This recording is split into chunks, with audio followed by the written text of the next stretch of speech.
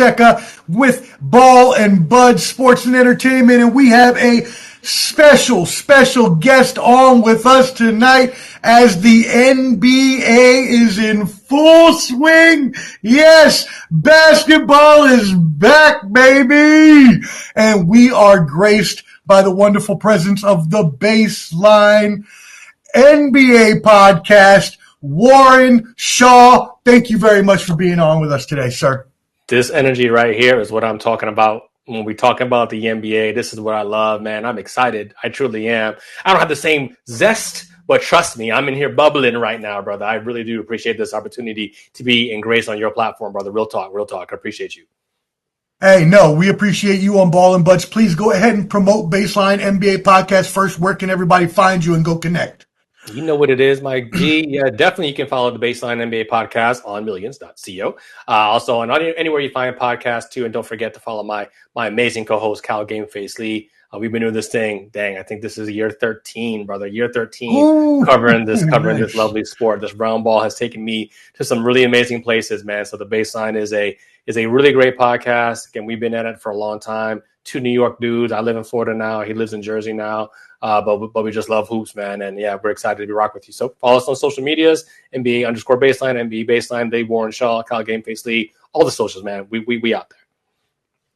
Yeah, definitely. And you all have your own website as well. So thebaselineNBA.com if you need to find those socials as well, if you don't remember everything. Yes, sir. Yes, sir. You're doing better than me. Hey, I've been doing the host interview thing for a while, so I kind of like to help out if I can. But honestly, I want to ask you about that before we actually get into the basketball side of things. It is a ball night, so we definitely want to go watch some of that ball. I know you got league pass like I do. Yes, sir. How are you all old friends? Did you all know each other for a long time before you started the podcast? How did this podcast come about? Yeah, I mean, real talk. We've been friends since since I was 5. I remember him around since I was about maybe 9. But he says, "Oh no, bro," because he's a little older than me. But yeah, man, and we've been at this thing, went to college together, and we started the podcast X amount of years ago. Like he just had some access from from a media standpoint.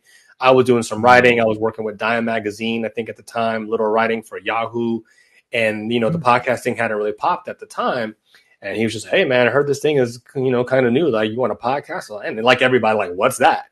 And, you fast forward and we just been kind of rocking and rolling. When you listen to episode 1, like to where we are now, like 500, 600 episodes in, like it's just vastly different. And the amount of guests that we've been able to bring on our platform, his charisma, he's got the energy like how you got. I'm more of the stay in the box lane and kind of give the analysis. It gives a great balance. But that's my brother, truly from another mother. Known that guy for literally over 40 years, man. It's crazy.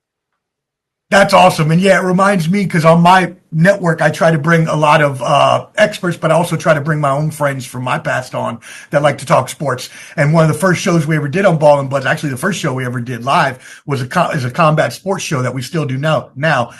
Clubber D's Combat Sports, and Clubber D is one of my best friends since childhood. And so we started doing that. We've been doing it for 3 years now. So we're definitely aspiring to be where y'all are at some point. But no, it's awesome to be able to have that kind of thing with your friends and be able to just have fun and talk about your passions with people that you really care about. So yeah, man, the rapport, the energy, like all of those things, like it's good. And you just feed off of each other. And hey, they're not having a good day, like let me pick it up, and vice versa. And also there you can have like you can argue, or a debate, I guess is a better way of saying it, without it really becoming contentious. Because like at the end of the day, that's my bro, like that's my guy.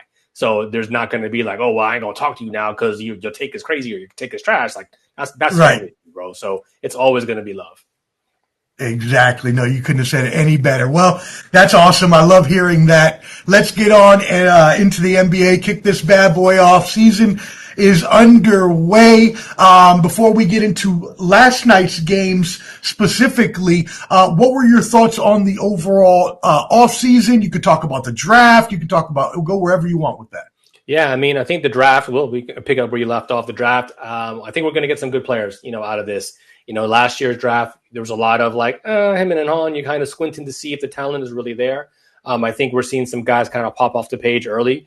Obviously, Cooper Flag in Dallas, making a big splash, Jordan Harper, San Antonio, et cetera, et cetera. But Edgecombe as well too in Philadelphia. I think he's going to have a really amazing season, and all the way down to that. And so the draft was really interesting. But I think the story of the summer really was how the financial impact, maybe a little too nerdy for some, but the financial impact and the roster building is really starting to change. As you see, Boston had to blow up their team as a result, and everybody's now having to make really conscious decisions about how they spend. And even if I give you, Omar, I give you like $1 more, is that going to put me, in the second apron? So you know what? You might need to take 50 cents less just so I can stay below that threshold. So now I'm not cap strapped and truly can't make roster moves. And that's been the biggest difference. The second apron thing is not like when people were just like, I'll pay the money, screw it.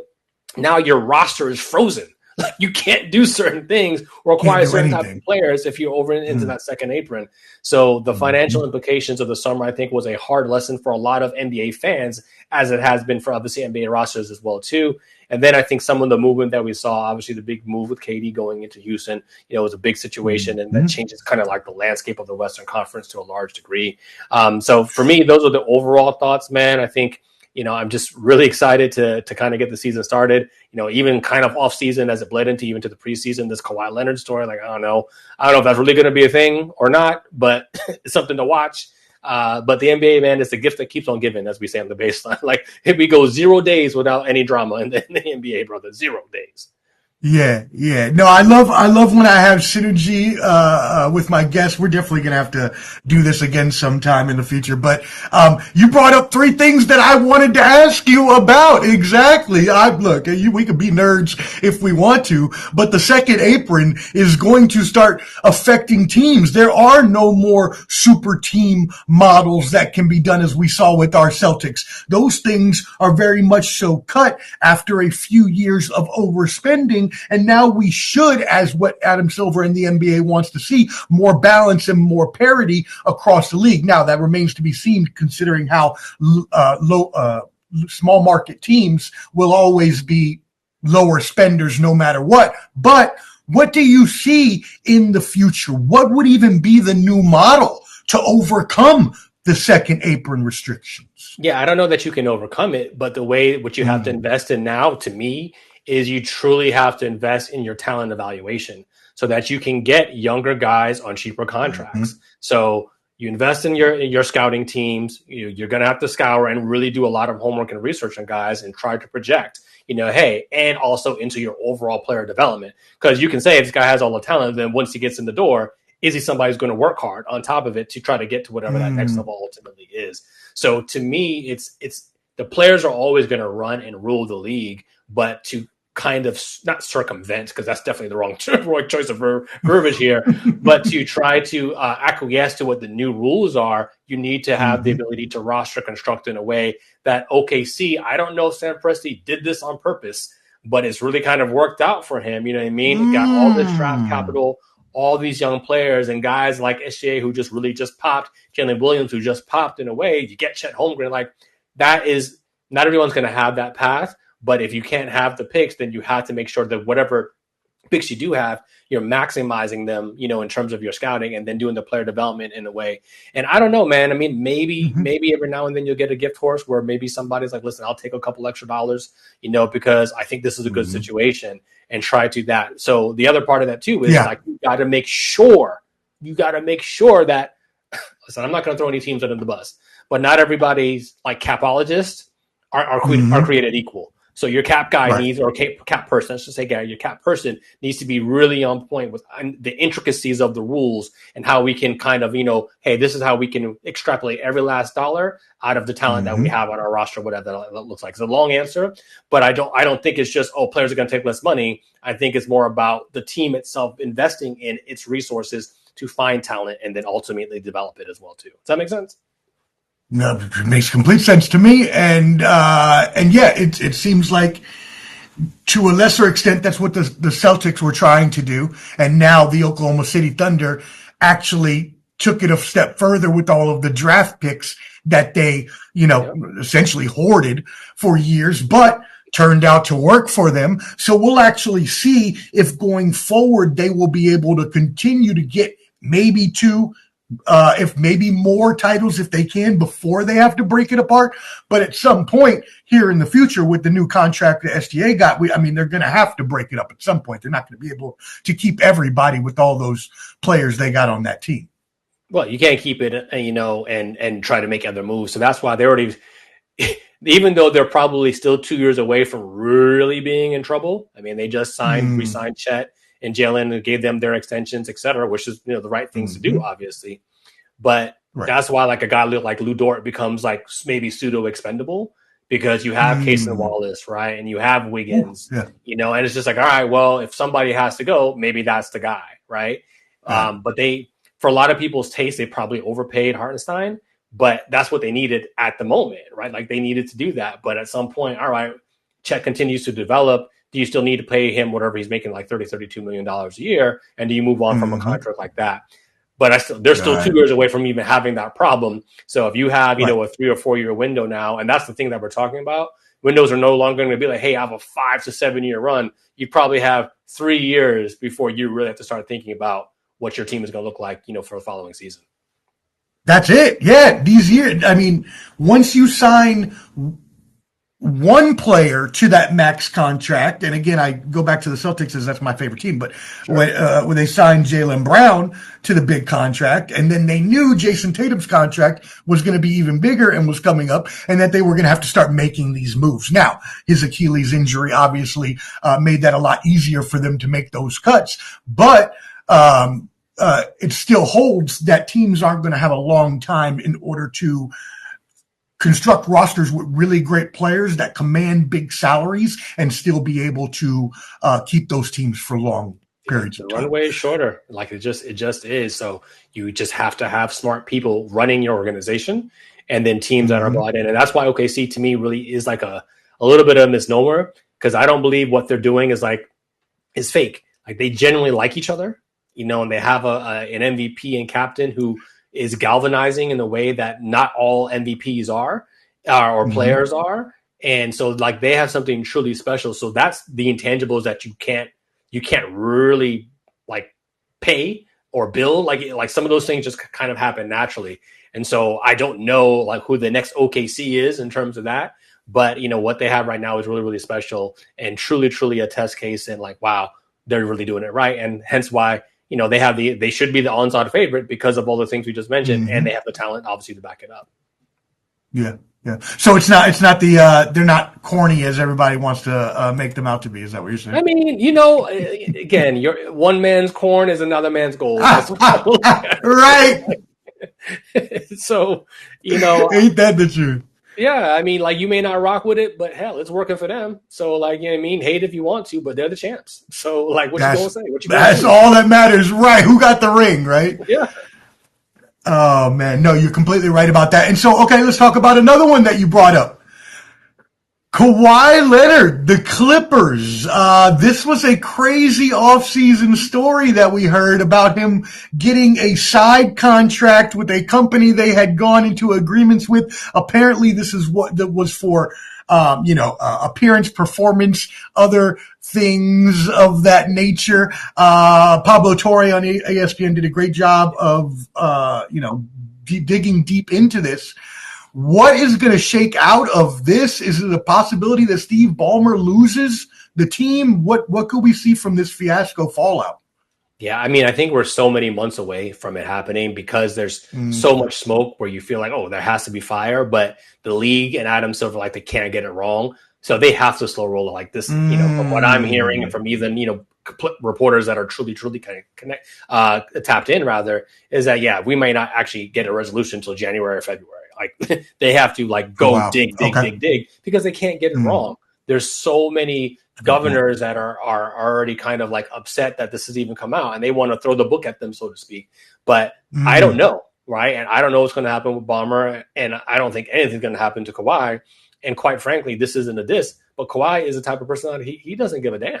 Like, he's just like, all right, whatever. Like, he's unbothered. Like, as I say, water off a duck's back. He's chilling. So he probably ain't even paying attention to it at all. If we could only have Kawhi's, not giving an F's mentality, if we could only be so blessed, I'm looking at somebody looking at me the wrong Right. way, and I'm like, yo, what's up? But Kawhi's like, like it doesn't even phase him. And I think Mm-hmm. that's part of what makes him great, but also can be very frustrating from a media standpoint because it's just like, yo, bro, like Right. tap in. At the end of the day, no clue what's going to happen with that situation, other than it's going to take a while, I think, for itself to play out. And as my guy Cal Lee said on the baseline too, like this reminds him of The Sopranos with a no-show job. And I said that's exactly what this joint is. I ain't got to do nothing, and here's $28 million. Like that's crazy work. So yeah, the Yeah. Clippers are an interesting test case right now, my G, but we'll see what ends up happening. Yeah, very, very interesting. Everything that was just dug up in this story is just, it's not something that's completely unfathomable because you could completely see this happening in every organization. But as you mentioned, there may be some skeletons in some closets of some of these GMs who may have done similar type things. And as you mentioned, not wanting it to come out. So, Facts. Facts. yeah. All right, cool. Well, we'll talk a little bit more about the Clippers and their 2K roster here in a little bit. But let's move it on into the opening day games from last night. I mean, that first one was a doozy, a humdinger. They had ring and banner night in OKC. Kevin Durant on his new team with the Rockets, which I definitely want you to touch on because I personally, even before he got traded, I said that's where he needs to go because of the young team that they have. That's all they need. That's the piece they need to take them to the next level.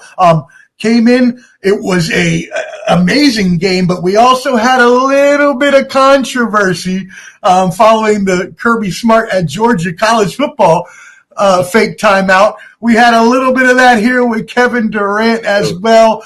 Multiple overtime game, came down to the wire, Thunder winning 125-124. Talk to us about this wild but amazing opening night game. Yeah, lots of fun, man. And the NBA on NBC getting that type of game to like ratings darling. If you're the owners and TV, you're just like you're thanking the heavens for what an amazing opening night that was, again, for that game to go into double OT. And Kevin Durant trying to play spoiler, but ultimately coming up a little bit short. I have a lot of thoughts, in general. I'll start just kind of in general with KD to Houston. I, like yourself, thought it made a lot of sense. Like KD's a guy, he's one of the players who really does fit anywhere. Plug him in, you forget about he's gonna rock. But Houston, because they didn't have that level of elite level shot making towards the down stretch of games, this would made the perfect sense. The Fred VanVleet injury it knocks, at least in my opinion, it knocks them down a peg in terms of their title contention, while it also opens up a way for men to continue to develop, maybe even at a faster rate than would have been had Fred VanVleet been here for the entirety of the season. So it's a double-edged sword, but I don't know if they can ultimately get over the hump, although they played extremely well last night. Şengün looks like every bit the player that we saw him to be in Eurobasket. He was hooping. Maybe a couple of errors here and there. I think the missed free throws is what cost Houston the game really down the stretch. SGA and company just hung around, and ultimately ended up getting it done. But my quicker thoughts on this, I have like two things I really want to say.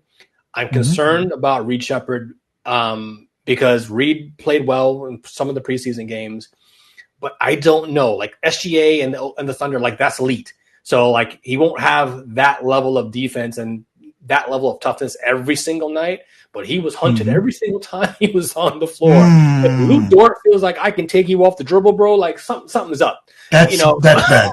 Like Dort's cool and all, but he's not like take you off the bounce cool. And he did that like first play in. I was like, all right, this is a problem. And SJ hunted him. Then he's going to struggle to get a shot off against, bigger guards and things of that nature. And they really need him to be able to produce. But again, OKC is the elite of the elite when it comes to tests, especially defensively. The other side, though, is like Houston did make some peculiar things, especially in the latter part of the fourth quarter before men went out, where KD wasn't really doing the job he was brought in to do. And they were going to other guys, in essence, to try to close the game, which I thought was peculiar. He wasn't like super efficient and super on point last night, but I was just like, well, this is the exact reason we brought him here. So give him a run. But, that's just Warren, my brother, gee, say it louder for the people in the back that apparently are not listening. While I was watching that game and Şengün took the last shot at the end of the game, I was like, wait a second. What the hell did you bring in Kevin Durant for? I don't care how good he is. You give Kevin Durant the ball in that situation in his first game there, especially sentimental, and let him, one of the best shooters in the history of the game of baloncesto, let him get a shot off, and then you give it to Sengun in the overtime. Which, by the way, then in overtime they didn't go to Sengun, but they went to Jabari Smith. Yeah. And I'm like, who is calling these plays right now? Yeah, it was. I mean, at the end of the day, I'm like, let's get it popping. Like, this is what we brought him here for. Like, let's get it popping immediately and see what's good. So it was peculiar. Some will say, well, he was smothered and the OKC defense didn't allow him, and he was trying to make the right plays, et cetera, et cetera, et cetera. Okay. I get all that. I will. I mean, again, I'm a blessed from that lens, the first game, but peculiar to me. But again, shout out to OKC because they just found a way to get it done. Remember, they didn't have Jalen Williams as well. Dorian Finney-Smith didn't play on the Houston side. So again, it wasn't even neither one of those teams were at the full strength that they'll be for this season. We know for so we just kind of throw that away. He's not going to be there all year. But Houston still has a lot of room to grow, and that ability to truly play make without a real point guard, I'm wondering to see if they'll go with this lineup all year long, or do they say, you know what? We need to figure out a move here that makes sense to try to get us somebody who truly can set guys up. Because Amen, while as talented, and I love him like everybody else does, he's not a real point guard. He's a guy who can give you point guard minutes, but he's not a point guard. And so I think Udoka and company need to figure out if that's how they want to rock all year long, that big lineup. Yeah, I mean, you made two very astute observations, and I saw your Twitter last night or your X where you tweeted about the Reed Shepherd thing on defense. But yeah, amen. They've been looking at as all offseason as possibly being their point, their one. And you're right. While he played okay last night, decent, it's not his natural position. So in order for them to be able, now I'm not against them working it in if you're going to start now and work it through the whole season and hope that he gets there by the postseason. But you're right. If not, then if he doesn't work out by midseason, you're going to have to go out and make a trade for somebody, or hope that Van Vliet is going to be your go-to during the playoffs. So yeah, I think that's an excellent point. And some teams are willing to just say, let's just see and let's go through the growth period. And there's going to be growing pains that come alongside with that. I think Houston's got to just be very careful with how much they want that to be, because you brought KD in, as we alluded to. Yes, they signed him to an extension, and theoretically he can probably play till he's 40 or whatever the case may be. But each day, you're truly losing daylight with his elite level ability. At some point, it's going to truly decline on the other side. So you don't have years in essence of, we'll get him next year. It can't be that. You're trying to get in that championship window today. So that's for me. It's hey, listen, hey, you can give it some runway, but at some point you got to really figure out if this is how you want your season to go, with the men and Reed Shepherd as the primary play creators on your roster. Although KD can play create and Sengun can as well too. And I think that's why they're like, we'll be all right. But you're better off just having a true table setter, at least in my opinion. Exactly. No, I mean, you want to have playoff time, somebody that's experienced and can set, KD up properly. Not that it takes much. You just put him on the block there and let him do his jump shot. But, either way, you want to have somebody that is experienced. So we'll see what happens there, what they end up doing. But yeah, okay. How about that next game? We had the Golden State Warriors and the Los Angeles Lakers, sans LeBron James, who is currently injured. Luka, huge game, 43 points, 9 assists, 12 rebounds. Kind of a Sengun line there, as Sengun had the 39 and 11. So again, European players playing really well. Luka is the face of this franchise now going forward. Jimmy Butler looked really good in their final. I think they played well, obviously, last season when he came over. They were undefeated for a stretch after he was traded. But I just don't think they were completely gelled. Now, with them having an offseason and also bringing in Horford, I think that really helps them. And then you got, obviously, Buddy Hield, Kuminga, other things. I know you're going to talk about all that. What did you feel about these two teams and last night's game? A lot of momentum has been gained, I think, especially from the preseason, that Golden State may truly not be dead yet, depending on who you listen to, right? And so I'm in the mindset of this is a middle of the pack, which is not bad, a middle of the pack team in the Western Conference who is extremely dangerous when it comes playoff time. like I'm not looking forward to play them if I'm any team in the West, when the playoffs are on the line and you have Curry and Butler, guys who've proven to be able to do it, even Draymond in terms of like what he does with the intangibles. So it was nice to see them go into LA, and truly get the dub, no pun intended, without LeBron on there. And, what I was really impressed by, somebody who I've been down on, and I'll be happy to eat my words. I really will be. Like, I really would be happy to eat them. I'm just not a Kuminga guy, but he played so well last night. You know what I mean? He was doing the right things, and more than him hitting his shots, he was trying to defend, although Luka was cooking, but Luka cooks everybody. And then he was rebounding, and he was, again, and it was a play creation. Like, I didn't, he was a little bit unselfish. He would draw and kick and pass at the last minute to get somebody open for a layup and a jumper. I was like, all right, JK, like, this is who you're going to be. Like, this is dope. And this is a player the Warriors can use and Kerr cannot deny. So if this is the start of what Jonathan Kuminga's year is going to be like, I'm more encouraged about Golden State's ability to maybe really do something later on.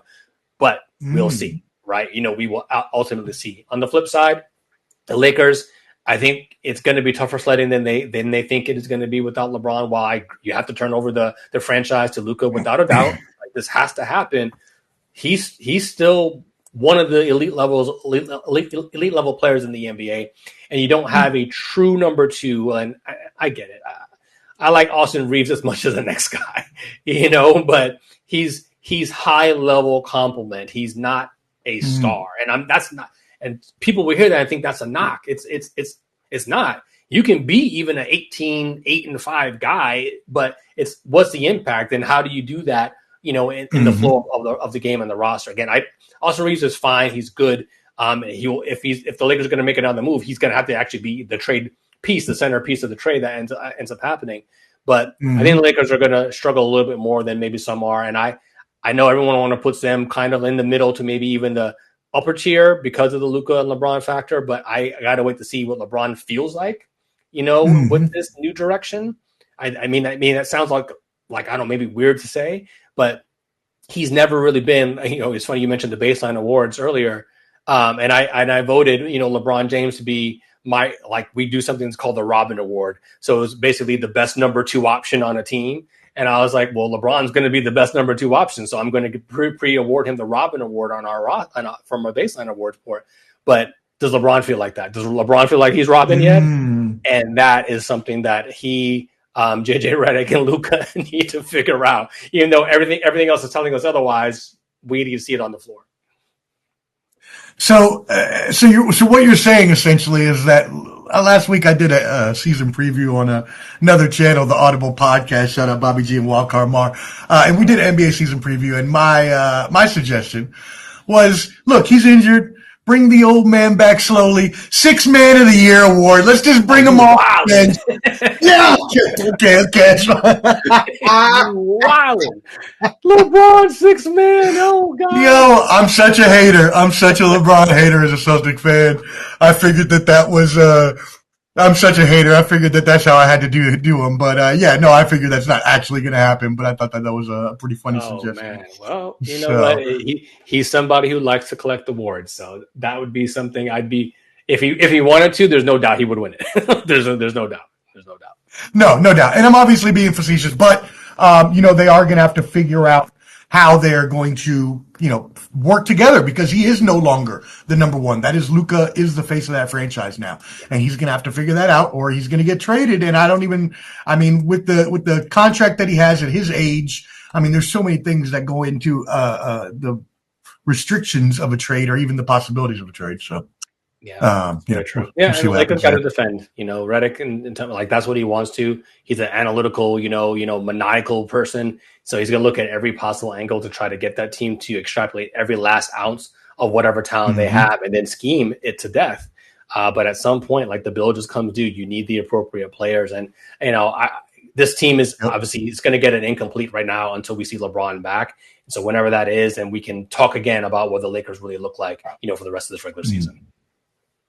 Okay, awesome. Well, thank you for that. Really appreciate that. We're going to now look at the both conferences going into the season, how you feel about these conferences. First, let's start off in the Open East Invitational.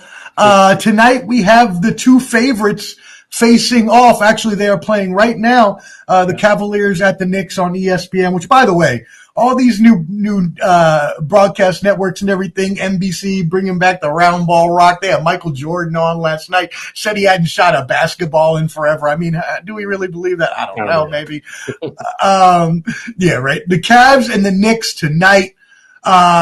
This could be and is most people's Eastern Conference Finals preview.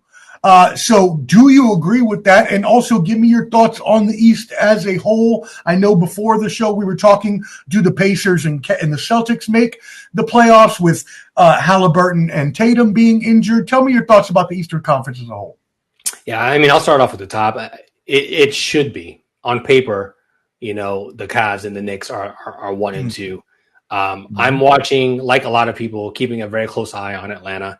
I really like their roster. I like what they did, getting Porzingis for the cheap. I think Jalen Johnson is an absolute stud. Dyson Daniels is a great connector from the defensive side of things. And if Trae Young is going to buy in under Quinn Snyder's scheme, like, they can be extremely, extremely dangerous. But on paper, it's the Knicks and the Cavs, granted. But both of those teams have injuries, even as we're talking about here now. Like, Cat wasn't sure if he was going to play with the calf. Like, I think he ended up being out there. No Max Strus, no Darius Garland for Cleveland, no Mitchell Robinson for it's just, I don't know, bro. Like, some of those things is weird. Like, we're just getting started and we already have like these kind of major injuries. But again, so watch Atlanta. As I kind of comb through the rest of the Eastern Conference, obviously Orlando made a big splash, getting Desmond Bane. Hopefully Tyus Jones will be able to fill in while Jalen Suggs is recovering from injury. But Jalen Suggs is like a connector in the same way that I think Dyson Daniels is for Atlanta. He needs to be out there for the entirety of that roster, in essence, to pop. But you can get another leap from Banchero and Wagner as well, too. Like, I'm just like rattling off things. No, man, please. This is great. I love it. And, I like Detroit still. They've lost a little bit of their continuity, because they had some roster turnover with some of the bench play, especially Schroeder and Malik Beasley. Does Duncan Robinson and Karis LeVert do it for you? Me, not particularly so much, but, we'll see. That's a good point. I mean? We'll see how it goes. And Cade is continuing to develop and grow, as is Jalen Duren. But they had Jaden Ivey already starting off with an injury. Then you slide down into the Milwaukees of the world. And, they are one Giannis 5-game stretch away from, being in the play-in or even in the lottery. Like, he's going to play so many minutes this year that while he is a floor raiser, the ceiling seems to be a little bit capped because the rest of the roster I just don't trust. And I think Doc Rivers is starting to lose his touch a little bit. While I appreciate him, especially from his Celtics days, I just don't know that he has the same bite and oomph when it comes to motivating the guys anymore. But that's my opinion. Right, I'm entitled to it. That's my opinion. We've never been on together, so I'm not going to give you my normal reaction where I go off about anybody that talks about Doc Rivers and the besmirchment of his good name. But as we're both Celtics fans, I won't do that. But no. So what about a Giannis trade? Do you see that happening? I'm dubious on that. I mean, I know it's been come up, and then the Knicks have been obviously rumored to be a team that he'd have interest in.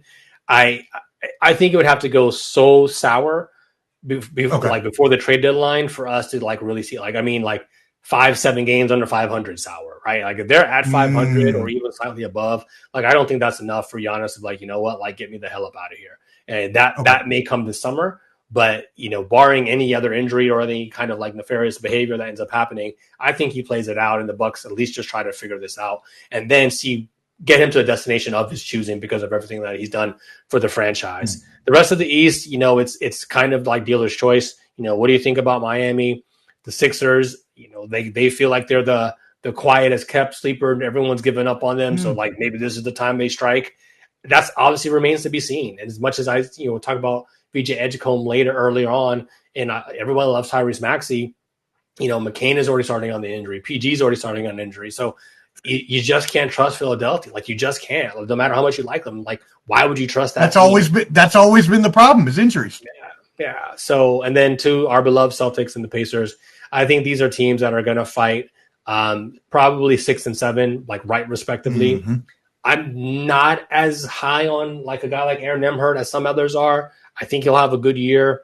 But I just can't get there. I think, he plays amazing defense, not just good, but amazing defense. But over the course of the year, is he going to be able to handle that with defenses scheming for him and the amount of minutes that he's ultimately going to have to play. TJ McConnell's out to begin the year. Like there's just a lot of things happening there. But I think Indiana and Boston will be similarly ranked in the Eastern Conference. I think some people are sleeping on Boston, not because I'm a Celtics fan. I just think there's a grit to Jaylen Brown that people seem to consistently underestimate. And there's a grit to Peyton Pritchard that people seem to consistently underestimate. And Derek White, I think, is poised to take another step forward as a guy who could literally average 20, and 20 and 7 and like 4 this year. Like it could very easily be something where he's like a fringe all-star or an all-star in the Eastern Conference. And that might be enough, like to keep them in the 6 and 7 seed while the front court might as well have you and me out there, my G. But at the end of the day, I think White, Pritchard, and Brown can lead to some really amazing things, especially when they get hot and shoot the three in the way that Missoula loves. And not to mention Anthony Simons coming off the bench, obviously a 6 Man of the Year candidate as well, too. That's the rundown. Sorry, I didn't mention Charlotte and Washington and some of these other teams out here, Chicago, and their annual Mecca trip to the play-in. I'm good on all that. But I think those are the real players in the Eastern Conference. Look, if you're not going to invest in your team, we're going to pay you little attention. We'll still watch you on TV, but we ain't going to give you no time on the airwaves. I do think, look, man, I've been shouting it all offseason. Jaylen Brown has never been given the chance. He is a number one. Is he a Giannis number one? Maybe not, but he's still a number one. There has to be 32 number ones in this league, and I know he's in the top 15 of them. I know that. Especially with the injuries now that we have some of these other people out like Tatum and Halliburton, who people may have put above him. Either way, I got him and White an all-star, as you mentioned. Your MacGyver from the Baseline Awards, the do-it-all man himself. Love me, D-Dub. So anyways, okay, cool. So I guess is your Eastern Conference Finals then? Is that going to be the Knicks and Thunder and Cavaliers? Do you agree with that? I'm growing hesitant. I really am. Okay. There's something. So let me just keep it a buck. I'm growing weary of Cleveland, and I know Mobley is that guy everybody loves, right? I just don't think they're going to be able to sneak up on people regular season wise. Number one, right? And number two, like they haven't performed in the playoffs. Like I can't trust them. I don't trust. That's what it is. So I'm going to go from what my original prediction was. So I think in one show I was picking the Cavs to come out of the Eastern Conference. I don't know. If something is giving me pause, I'm going to change. I hate to be, whatever, a flopper or whatever the case may be. But I think I'm going to go with Knicks in Atlanta.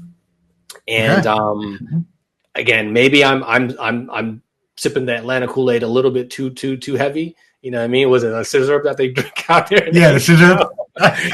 Lean, baby. Get off the lean. But ultimately, I'm going to go with the Hawks and the Knicks in the East. And I think the Knicks have the pedigree ultimately, as long as Mitchell Robinson and company like that are healthy to come out of the East. What about you? I didn't get a chance to do all my research. What is your prediction in the Eastern Conference? So I actually am going to go straight up with everybody else. I do agree with you on the Atlanta, which I got shot down with on a couple podcasts when I said that I thought they were going to be much better this year. But I do believe that it is going to be the Knicks and Cavs. I agree with you that the Cavs just don't get it done in the playoffs, which is why I've been making myself throw up on all the rounds because I chose the Eastern Conference champion to be the Knicks. Oh God! Excuse me. That hurts so bad. Every time that comes out of my mouth, I just want to go puke. But I do think they have the best team, even if people want to fault Cat for this and that and not playing down in the block, everything else. I think Jalen Brunson is an MVP candidate. I think Mike Brown was brought in to bring them over the hump and has championship coach experience. And I do believe the Cavs are a good enough regular season team to get that many wins and get them there again. But like you, I believe that they always falter in the playoffs, and I don't think that this year is going to be any different. At least I can't see it. So I have the Knicks over the Cavs. Got it. Makes perfect sense. That's the right pick. I'm just going with listen, I don't trust these dudes, bro. Prove me wrong, and I'll be happy to give you your props. If they do, awesome. But I just can't. I love the Atlanta pick though, because everybody is hating on Atlanta, and the one thing is exactly what you said. If they can just get Trey to completely buy in, Stop making records with Quavo and 2 Chainz and actually, play some ball, then they have a good enough team to win this East Open. Even the Orlando Magic have a chance when they, went out and made that splash that you talked about. Man. These are deep teams. We talked about, what Atlanta has in terms of getting Jalen Johnson back from injury and added Porzingis, but you still have Okongwu. They added Nikhil Alexander-Walker. They added even a guy like Luke Kennard who soaks up minutes and, does nothing but bang threes. Like, it makes a lot of sense, right? Like, they have the right roster construction. They just need the right mindset and health, like everybody else as well too. So to me, the sky is the limit per se, but I can understand like, how can you pick Atlanta? Because they haven't done anything yet. At the end of the day, they also haven't failed with this roster yet too. So I'm also going to give them some credence and say, you know what, give them a little bit of the benefit of the doubt here and see if they can rock out in the Eastern Conference. There you go. All right, cool. Well, let's move it over to the Western Conference. Tonight we have some matchups going on, including the Spurs. Victor Wembanyama, obviously going to be one of the faces of the NBA going forward. Very European-heavy face going forward, if you're asking me. Against the Mavericks, who NBA conspiracy theories aside, pretty much proven to me. You can't tell me when we didn't get Tim Duncan back in the day. I'm not even going to go there. But Luka Doncic getting traded to the Lakers and then them getting the number 1 pick of Cooper Flag. So we have Flag and Wembanyama tonight, and as well 2 other trade candidates possibly. Zion Williamson, the newly fit, Ja Morant with the Grizzlies. How do we feel about this Western Conference as a whole? Yeah, I mean, it's deep, it's stacked, and it's going to be treacherous. And so, you get it, you turn an ankle, that's 4 or 5 games down the standings, you know what I mean? And now you're in play-in or lottery territory. So you've got to have, deep roster construction and with guys that you can trust and hopefully rest when appropriate, but keep everybody healthy throughout the course of the regular season. OKC is obviously still the clear favorite there. I know what Denver has done to rebolster this lineup. Jokic has never played with somebody as good as Valanciunas in terms of being his backup and the ability to run those guys together. They add Cameron Johnson as well too, a defender and a 3-point shooter who's going to just fit in perfectly and come with maybe a little less gravitas and funny business than Michael Porter Jr. It can just kind of play in his role, and they get Bruce Brown back as well too. So you think the vibes just kind of come back into the energy because of that. Jamal Murray looks like he's refocused, which is an important thing because he can be a little bit aloof, I think, at times too. So I like what Denver's done to try to make headway here. We already touched on Houston and everything that they've done too. So to me, that's kind of like 1, 2, 3, whatever order you want to pick them. But like my guy Cal Lee on the baseline, he's a big Anthony Edwards guy, like huge guy. Okay. And it feels like Minnesota is going to like kind of upset the party again and that they're kind of being forgotten about. I got to see it to believe it, even though they've proved it the last 2 years. Like so there's no reason for me not to believe that can happen. I just feel like those other 3 teams have made more of a significant move than I think what Minnesota did, especially when they lost Nikhil Alexander-Walker. While Randall is there for a second year, you have some continuity. I'm concerned about their ability to play make with Mike Conley just getting older, right? And is Dillingham ready to take that leap? Or are you going to ask more from Ant or more from Julius Randle for that play creation? And can you still defend at kind of like a demon-like level as well too? Then we talked about Warriors.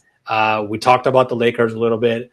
The Clippers, long in the tooth, a lot of names, a lot of guys So you feel like maybe they'll be able to stem the tide for the rest of the season. For the rest of the regular season. I can't interest you in a 2K squad? No. No, I'm actually, because like I was asked on one show, like, who would be my surprise team? And I was like, well, the West is so deep, I don't know if there's any surprise teams. But if I had to pick one, I think a dark horse team, I think the Clippers, again, pending health. But I mean, how many years are we going to do the same exercise? Like, it's literally the same thing.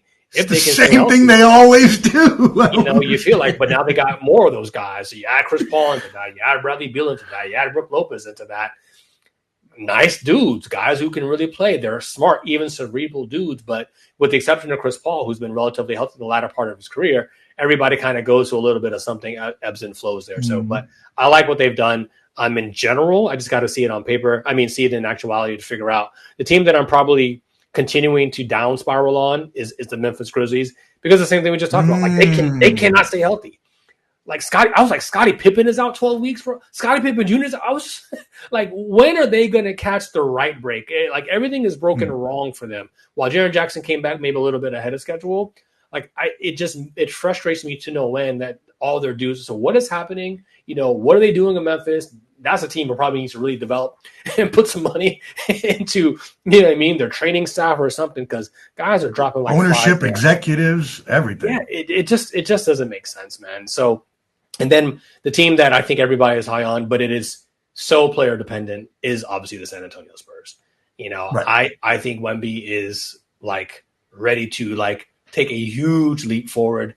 I believe his raps, as they say. Nobody's worked harder than me. I know we get all that stuff, but I don't know if anyone's going to work harder than him. But I don't know if there's anybody that's truly more talented than him, kind of across the board when it comes to being able to impact the floor defensively and now spacing the floor. He's not necessarily a play creator just yet, but he's going to be a true ceiling raiser for the San Antonio Spurs. You add that with Dylan Harper, and obviously De'Aaron Fox hopefully coming back from his injury as well too. And I think the Spurs have the makings of a team that I would say maybe a Pistons-like leap. You know what I mean? Where maybe not in terms of as many wins, but in terms of like how they ascend in the standings. So if the Spurs were a 5 seed, maybe you'd be surprised, but would you be like, oh, that's impossible? I think the Spurs can be like a 5 or 6 seed, obviously, if Wemby plays 68, 70, 72 games, something like that. And he's also he's a genetic freak. He's just more genetically gifted than everybody else. He's a 7-footer who can shoot 3-pointers and go off the dribble. So it's like, ridiculous. Who are his parents? I need to, does he have a sister? I mean, I'm still single. I need to have right. I need them genes. So anyways, okay. So then looking at the Eastern Conference, you've gone through and give us your preview. Who is your Western Conference? Excuse me. Who is actually, before we get there, the other question: do you see Ja Morant or Zion getting traded? I don't, because I thought the Zion thing would have happened over the course of the summer, and so since he rebuilt his body and he's come in all svelte and in the whole nine, maybe we see what ends up happening there. But I think for both these teams, maybe it's kind of like the last ride. But I thought Joe D was going to come in and get rid of Zion over the course of the summer. Like I really did. Like I thought so too. I was like, man, you brought Joe Dumars in. He don't play games. I thought it was Rhapsody for Z, but he was able to hang on whatever conversations they had. Zion worked on his body, as we alluded to, and I think it's going to be all right. And I think with the Grizzlies, like they want to at least see this iteration without Desmond Bane there. Can Ja stay relatively healthy? I mean, again, we're starting off, the season injured. But can he stay healthy enough, and can they get into a playoff run where they're not just completely, banged up? And then that truly gives you like, all right, have we run out of, as I continue to say, have we run out of runway here? And is it time to make a move? So I think both guys stayed this year. While it might get loud in terms of noise and trade rumors, I don't think either one of these teams pull the trigger, because I think it would probably be easier to do, over the course of the summer, where maybe they can extrapolate a little bit more value. Yep. No, completely understood. Cool. Awesome. Thank you for that update. And then, so now, who are going to be Warren's Western Conference representatives? Yeah. So it's not necessarily chalk. I would have picked Houston. Fred VanVleet injury, not happening to meet OKC, but I'm going to go OKC and Denver. I think, again, I believe in what Jokic does, and he's not getting enough talk in terms of what he'll be able to re-enter the chat when it comes to the MVP conversation. I think we just kind of take him for granted. But why would he regress? Like, what would happen there? What would give us any indication that he wouldn't be just as amazing as he's always been? And I think with the deeper roster, him actually be fresher in a latter part of the season in games, because you have a Valanciunas and more depth on that team. I think Denver has a really great chance to challenge OKC, but I will say I have OKC coming out of the West still. I just think they're too deep, too fast, too young, too dedicated to defense, with another perennial MVP candidate in SGA. While I think they'll be challenged, and it won't be. I wouldn't even say that last year was easy. I think they had their challenges last year as well too. But they're going to find it that sledding even tougher as they are now truly the hunted, right? Like they have the chip, so they're always going to get everybody's best shot. As you see, even a depleted Rockets team gave them all the hell they were looking for on ring night. But I think they still ultimately get it done. Davenant is an amazing head coach. He does the right adjustments, and he goes 11-10. He trusts all. I was like, who is this dude out here right now? I was like, let me flip through the sheets. I'm not even sure. Like he's on the rock. I'm like, who is this guy? He plays with everybody. And I appreciate that. You know what I mean? So that goes to show you the depth and trust that the OKC Thunder has. And I think they'll be the Western Conference representative. What was your pick in the West, bro? Yes. So I agree completely with you about OKC. I cannot see a team that performed so well last year performing any less well, God forbid any injuries or anything, and just growth in the team. So they will obviously be one. I do like your Nuggets pick.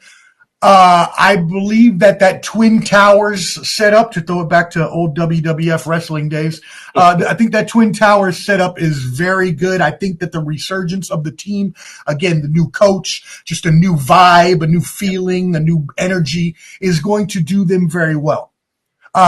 I also like Houston. I believe that, again, Kevin Durant was that missing piece in order for them to take that next step to championship contention. Does that mean they can do it in the first year? Do they need that second year? I mean, we talked about he signed a 2-year, $90 million extension, so he's there for 3 years technically. Then you got the LA Clippers. We talked about the squad. If they can stay healthy, that is forget a super team. That's like, as we mentioned, right? Create your own best tuned squads. You know what I'm saying? The Monstars. So you've got to look out for them. But obviously, with all those players, I mean, how health is always going to be something, and especially when it comes to an older team, you got to always bring that down a level. So, this is hard for me. Let me know. I'm going to say that the Clippers stay healthy and the Clippers go to meet the OKC Thunder in the Western Conference. On business. I ain't mad at the pick, man. It takes a real G to go out here on the limb and bet on the Clippers. What we've seen. I'm very scared. But I wouldn't actually put money on it. No, I feel that. But they're competent dudes. And it's just like, it's very tantalizing because you look at that and it's like, well, damn, if this, and you can talk yourself into it. So I'm not mad at the pick at all. And I would like nothing more than to see the Lakers, kind of have to like look up at their baby brothers, and see the Clippers finally achieve some level of success. So that'd be a lot of fun for me as a Celtics fan.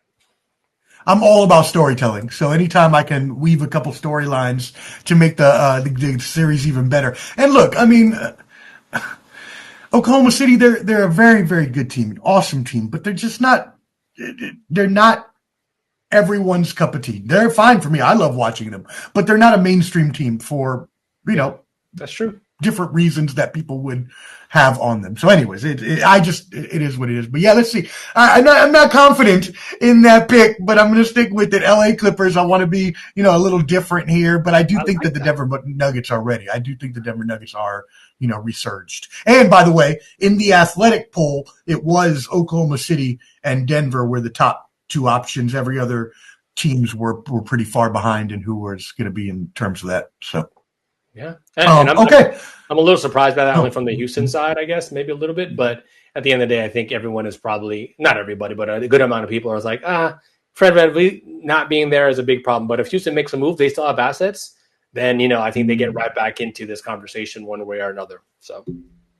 Yeah, I think they're 1 year too early. I think next year, I think they'll be my pick to probably even win it all maybe next year. So, I mean, Ime Udoka, as we know, is a great coach. And if it wasn't for improprieties that were called out, he would still be in Boston. So, yeah, that's very true. That's very true. Not that I mind Missoula. I love Missoula. He's awesome to me. Joe's coming to his own. He really has. And again, he's not everybody's cup of tea, as you just said. He's definitely an acquired taste. And in my days covering the Celtics, it's been interesting because I got to do a podcast with Gary Washburn, who was literally in the locker rooms. And it became a national thing that Washburn and Missoula were just kind of at odds. Like, Gary would ask like a really real question, and Missoula would be like, yo, Brian, why are you asking me that? You know what I mean? Not in that terminology, but you can see like, like smoke coming out of his ear sometimes. I think when he and G were kind of getting at it too. So, but I respect him. And, just like touch on this real quick, I had never seen a team, I want to say maybe never, maybe I don't want to be prisoner of the moment, but it's been a while since I've seen a team truly adopt their coach's identity in the way that they did. And then when the Celtics won that title, when they were just saying, you know what I mean? Like, I even put it up on my board. It takes what it takes. Like all the things Joe was doing, like after that first year where he wasn't calling timeouts and he was just kind of like, farting away games because he was just inexperienced, to come back that second year and have that team locked, loaded, bought in, and everybody was just like marching to the same beat. Like it was really palpable to watch and galvanizing in a way that, yes, I'm a Celtics fan, but just as a fan of sports in general, it's like you don't see that. You don't see that all the time. Like you just don't. And teams need to be connected. They need to believe, and they need to like truly believe in what their coach is saying for that success to really kind of pop. You rarely see teams just winning NBA championships despite their head coach. Like it, I don't know. Maybe there's an example here and there, but it's so far and few between. That Boston team in 2024 was really, really special to watch because of Mazzulla and how he was able to galvanize that roster. It actually reminded me of the 2008 roster in the Ubuntu that they used. Yeah. Very similar vibes, really and truly. Really, really similar vibes. And, again, we're close to it because, we care about that team. And there's other teams that I'm sure that have certain mantras that seem to, and then sometimes you don't hear about them because maybe they don't win. But ultimately, but these really were on full display. And, again, I had some access, to that team and to that roster and insight because of, the great Gary Washburn. That was like really, really cool for me to learn. And it was a great time for me to go out. I went on top before I walked away from that podcast. So, that's awesome. Last year was rough, but, we went out on top of the year before. Nice. Awesome. Okay, cool. Well, two last questions. Obviously, I know we both want to go watch ball, and it's been an hour here. So what is, well, first of all, everybody go check out the Baseline NBA podcast. They did their Baseline Awards already, so we're not going to go through all the awards because you got to go watch that one and find it out there. But they went through every single award you could think of. The one award I do want to go through just for the channel here is Most Valuable Player. Obviously, you're looking at the people that are going to be in there. Jokic going for possibly a fourth MVP. Voter fatigue might have set in already. SGA winning last year, going for a second. Luka has not won one yet. Giannis, Wembanyama. I mentioned Jalen Brunson earlier. Anthony Edwards, you mentioned from your brother Kyle Lee. So who do you have as your MVP? I'm staying consistent here. I'm a year early. I continue to say that, and I'm okay with it. But I believe this is a year of Wemby, and I think we're going to see him already Player of the Year and MVP. I think it's going to be like, wow, he averaged 4.2 blocks. Oh, and he had 5 assists. Oh, and a steal and a half. Wow, 25 and 13. And the Spurs are 4 or 5 in the West. I think those things are going to really be eye-popping, while the greatness of Joker and SGA and Giannis and Luka cannot be denied. I think if you couple the narrative of a third-year leap from Wemby with the Spurs leap in terms of the standings, and if all these things happen, again, it's a big if, and of course he needs to play the 65 games, I don't know how. I think statistically we'll have a case that will endear him to the media and the public, because SGA is not truly like, to a wrestling reference. He's not the people's champ. Like, people think he's cool, but they don't love him.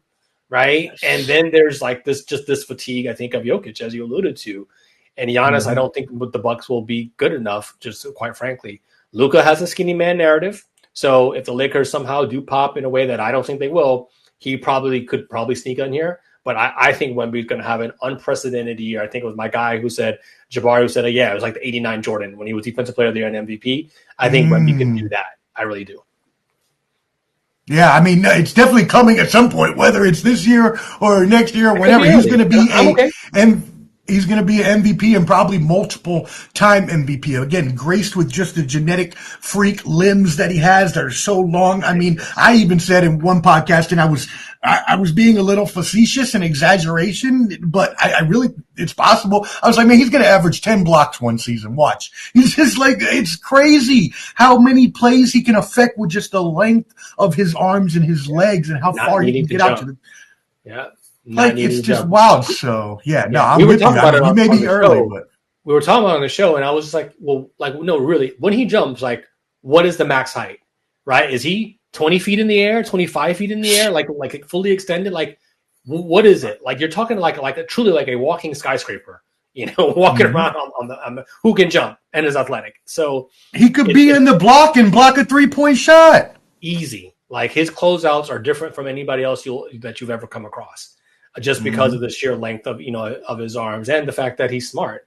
He's not, to this date, not somebody gets in a lot of foul trouble. So I understand, like, hey, bro, like, you're wilding, like, this too early for this pick. I'm just a believer in what he is and what he'll be able to do. And I think, if nothing else, he'll be in the running. Like, there's no way he doesn't finish within the top 5 again, assuming he has a 65 game play limit. I just think, this could be the year that he does, something truly, truly special and amazing statistically. And agreed, you're right. He is going to win. It would take a God forbid an injury or something else massive for him not to win Defensive Player of the Year already. So once you got that in the pocket, it's just, okay, was my team good enough, and did I have the counting stats? Yep. To the MVP. So I'm going to stick with it then on my end and keep consistent with what I've done, which again just makes me queasy. But I did say that the Knicks were going to be the Eastern Conference champion, and I just think that Jalen Brunson is a player that he gets a little bit above, but I don't think he gets enough. He has Cat there, but Cat, as most people have noted, most NBA experts will note, could always be a lot better, especially playing more in the post than in the 3-point line. But that's neither here nor there. Jalen Brunson is an animal. And I can't believe Mark Cuban ever let him get away from Dallas. I know he wanted to play in New York, but still, I would have done everything to keep him, including a max contract. Jalen Brunson, man, he's on another level. And not only is he able to score at a high rate, but he's also a good assist man. He knows how to distribute the ball to the players on his team in the best places that they need to be. The Knicks have an overall, like I said, a roster that is ready to win the championship, and a coach that, look, we both know as Celtics fans, Tom Thibodeau, he only has about 3-4 years in a head coaching position because he runs people into the ground. We all know that. Mike Brown was brought in to lift the team over that last hump over Everest to get them to where it's going to be. And I believe Jalen Brunson obviously is the catalyst of that, and will take that to the next level this season and will be your MVP of the NBA. Ooh, I like you. You spicy, brother. You know what? You got a Clippers pick in the Western Conference. You got Jalen Brunson capturing the MVP. You're not afraid to go out on a limb. That's what we got to bring you on the baseline sometimes. Like, we need this energy, man. I appreciate that, man. I really, really do. Hey, I would love that. Invite me on anytime. But but I also don't like to pick. This is the thing. Once I get my votes, I know one day I'll be a voter. I'm not one. I get voter fatigue. I don't want to pick the same people every year. If you're really that great, okay, you can get it 2 years, maybe even 3 years in a row. But after that, I'm like, nah, Jokic, you had it already 3 times. Let me give it to somebody else. But also SGA, like last year, like he had a really great year. But I could see Jalen Brunson having a very similar type of year. And winning MVP. So, hey, let's keep it spicy, as you said, and move it into the championship, the NBA championship. What is your pick for the finals and your NBA champion? Yeah, I got a little bit of chalk, I guess. I'm going to go with the foul merchants, SGA and Jalen Brunson. Really getting into it. But I got the OKC Thunder winning this thing and repeating. Again, injury aside, I just think OKC really is built for a sustainable run because of their roster construction, because of their defense as much as anything else, and their temperament. as well. And, Knicks fans will already just be happy to make the NBA Finals. It will be like they won the chip anyway with the amount of coverage that's going to get and just the media attention from that lens. But it would further bolster, I think, even your case for Jalen Brunson to be in the conversation for MVP as well, too, with the season that I both think we think the Knicks are ultimately going to have in the Eastern Conference. But I got OKC over the Knicks. What about you? Yeah, there's really anybody that's looking at a team like OKC cannot say that they are not the better team when it comes between the Knicks, and honestly the better team than every team in the league if you're actually looking at the statistics and the peripherals and everything that goes into how dominant they were as a team last season, and not just on the offensive end but defense. And I've always said this, and it's something I like to hold to, but for the majority of times, if you go back in history, obviously there's outliers from time to time, but for the majority of teams that win the NBA championship, you're going to have a top 10, even a top 5 offense and defense, like when the Celtics won, like when OKC won, right? So yeah, there are outliers sometimes that happen to win, but for the most part, you need to have a really balanced team that's going to perform to an excellent level on both ends. And that's what the Thunder does. And as much as I think that the Knicks are going to have an excellent season, as much as I do believe that Jalen Brunson is an MVP candidate and can win it, and I do think they have a team that wins the championship. Are they the better team than OKC? No, not in my opinion, right? Hard to get there. That being, it's hard to make that leap, right? But that being said, I'm still keeping it spicy. We going with the. Oh my God! No! Do it. Don't say it. Don't say it. Where's Stephen A? Orange and blue skies. Orange and blue skies, brother. The New York Knickerbockers are going to win the NBA championship over the Oklahoma City Thunder. That is some ish right there, man. Yeah. You know what? Again, keep being you, and you just made a lot of people extremely happy. Including my mom in New York right now. So, including a bunch of people I don't want to make happy, but that's okay. Yeah. It would be something. And I have nothing else, honestly, all jokes aside, the NBA is better when the Knicks are good. Like it just really is, because they are a premier franchise that there's a lot of interest in. Their fans, like a lot of fans, can be maybe a little much and maybe even a tad bit obnoxious, but it's just fun because New York truly is the Mecca. So I would love nothing more to see them maybe in the finals, so to speak, about winning it. But again, if they get there and then ultimately get it done, I can respect that. And again, Jalen Brunson is somebody that I think a lot of people can root for. He's not overly flashy, not overly cocky. He just kind of puts his head down, gets the job done, and seems to be a great leader and teammate as well. So I can rock with that if it were to happen. I feel you on that, Omar.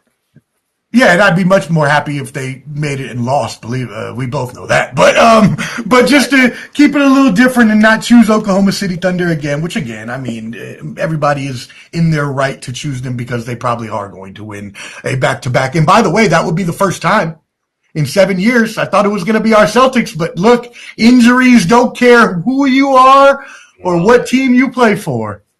C'est la vie, brother. C'est la vie, man. And the fact that was heartbreaking, man. And the fact that it was the Knicks who took us out. That was a tough pill to swallow. I am thankful, though, that me and my pops, I got us tickets to game 1 of the championship that we won, and we sat courtside right by the bench. It was some of the most amazing times ever. Oh, it was so great, dude. I have to show you pictures sometime. Anyways, but yeah, hey, I'm having an NBA season preview next week, and I needed one more because somebody just dropped out. I would love to have you on if you're free next Wednesday. Yeah, man. Let's set it up. I mean, and again, if it's, I will get you somebody, even if it's not me. You have a guest. You have a guest from our network, which is also 19 Media Group. We got a lot of great basketball content creators on that join as well too. So if for some reason I can't be, next week is the 29th. I gotta look. I'm not trying to whatever. I really gotta look at my schedule. I don't have it in front of me. But if I will get you somebody if it is not me. But hopefully it will be me and we can rock out again, my G. Appreciate it. It's been amazing. Well, and either way, even if it's not next week, we will definitely get together at some point again and keep rock the ball this for rolling sure. and keep the picks spicy. Well, please, hey, let everybody know again where they can find you, the 19 Media Group, all that good stuff. Yes, sir. So, 19 Media Group is the home network where all of our content is. The Baseline is a part of that network. But as I said before in the beginning of the show, Baseline continues to rock and roll. Follow us on all our socials. Follow us anywhere podcasts are found, and obviously find us here on the Millions platform as well. Rock out with me, The Warren Shaw, on all social media, and my guy, Cal Game Face Lee. Make sure you follow him on those platforms as well too, man. And we're gonna keep it pushing, man. The Baseline 19 Media Group here with Ballin' Buds, my new G. Oh, Hey, yes, sir. I love it. Thank you so much, Warren, for blessing the pod, the Baseline NBA podcast. Truly, what an amazing stream it was today. I really appreciate you, brother, and enjoy the games tonight. And I will message you and we'll get together about that stream. Will do, brother. Enjoy the night. Peace out, yo. Salute. Take care.